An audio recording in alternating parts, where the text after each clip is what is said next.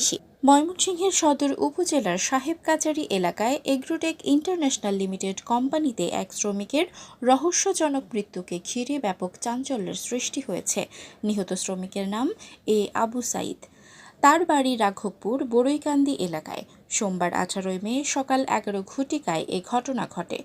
ঘটনার সংবাদ সংগ্রহে গেলে কোম্পানির কর্তৃপক্ষের GM প্রিন্সের নির্দেশে প্রিন্ট ও ইলেকট্রনিক মিডিয়ার 6 সাংবাদিকের উপর হামলা, লাঞ্ছিত ও ক্যামেরা মোবাইল ভাঙচুর করার অভিযোগ ওঠে।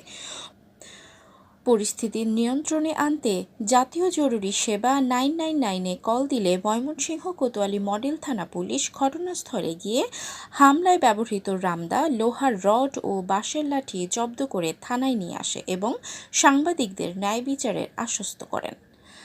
কোম্পানির ভেতরে ঢুকে মিলে যেন সরিষা খেতে ভূতের দেখা। ভয়াবহ নোংরা ও ঝুঁকিপূর্ণ পরিবেশ যেন মৃত্যুফাঁদ।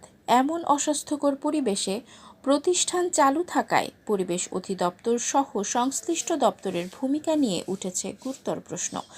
নাম প্রকাশে অনিচ্ছুক শ্রমিকরা জানান, নিরাপত্তাহীনতা আর কর্তৃপক্ষের চরম অবহেলায় এখানে প্রায়ই দুর্ঘটনা ঘটে। চাকরি হারানোর ভয়ে কেউই মুখ খুলতে সাহস পান না। স্থানীয়রা জানান, শ্রমিকের নিরাপত্তা ব্যবস্থা যথাযথ না থাকায় বছরে অন্তত 2-1টি মৃত্যুর ঘটনা ঘটে আসছে। অদ্যাবধি পর্যন্ত মরদেহ ময়নাতদন্ত করা হয়নি। অদৃশ্য শক্তির বলয়ে ঘটনাগুলো ধামাচাপা দেয়া হয়। এ সময় প্রশাসনের দৃষ্টি আকর্ষণ করে যথাযথ ব্যবস্থা গ্রহণের দাবি জানান তারা।